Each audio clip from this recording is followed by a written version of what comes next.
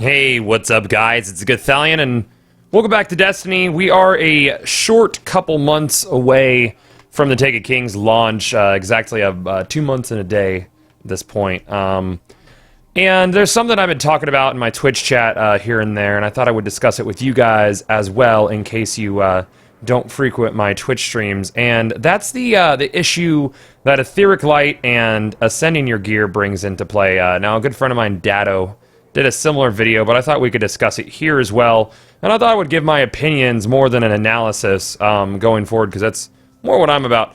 So Etheric Light itself and Ascension presents a problem with vertical growth whenever new gear comes out. One thing that I really noticed inside of the Taken King is I wasn't really all of that excited about getting new gear. One reason being that I felt like I could just take my old gear, which had undeniably better perks, and upgrade it to a better version than anything that I could currently get out of, say, Prison of Elders or out of the Trials of Osiris. Namely, let's bring into play the Fatebringer. Fatebringer is arguably one of the best, if not the best, legendary hand cannon in the game, and it has not been outdone by any gear since. Now, the only thing that made it slightly fall behind inside the Dark Below was the lack of ascending your gear to the current max level. But when House of Wolves came around, none of the weapons there out could outdo the Fatebringer. So that, to me, has created a problem going forward. Bungie is in a position now where they either continue to let us ascend our beloved Fatebringers and other legendary weapons, or they bring out perks that are so incredibly powerful that they might upset the balance in PvE and PvP, specifically in PvP. My opinion is that in year 2, we do a reset. Ascension goes out the door, we have to start over, and vertical progression becomes a thing instead of sideways progression, which is what we have now. Everything can just be as strong as everything. And this might not be a popular opinion, but I do think that an overall reset for Destiny is necessary to keep the game interesting.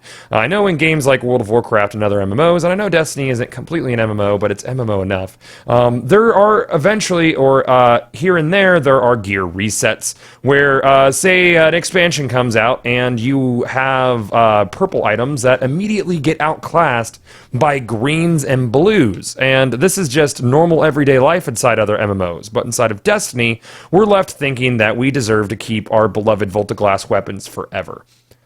I'm going to sit here and I'm going to say, yeah, I think we got to let go. I love my Fatebringer. I love my Found Verdict.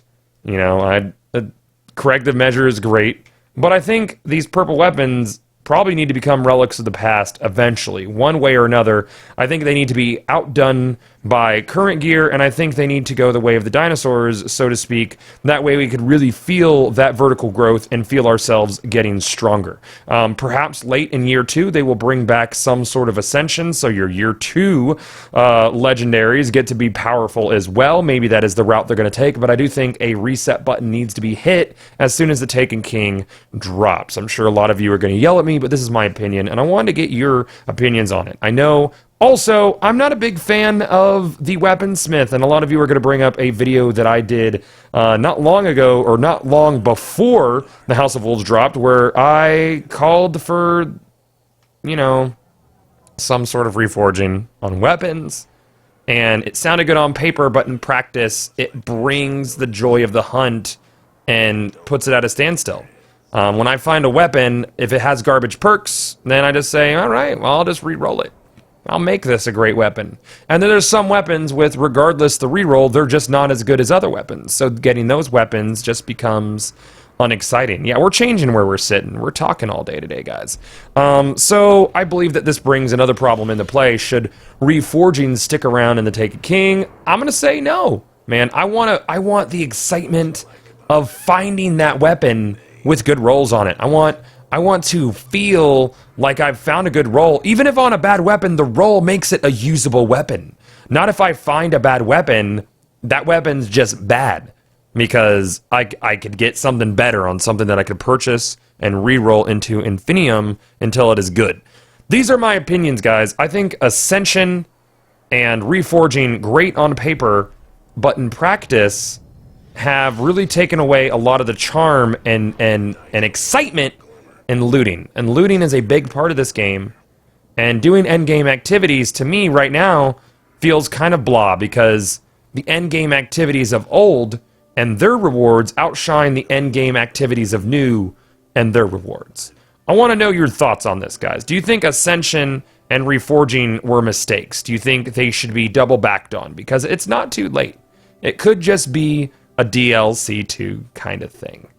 I hope Bungie goes back on it, and I hope we have to get some more vertical progression with our weapons. Now, as far as exotics go, I think we should keep those. I think exotics are your treasures and should stay with you forever, because they still make you make decisions with the rest of your gear, your legendaries. Exotics perhaps should stay with you. I think those are our gifts, those are our treasures. But I think ascending your exotics and upgrading your exotics in year 2 should be a much lengthier and difficult process. It should feel like a quest.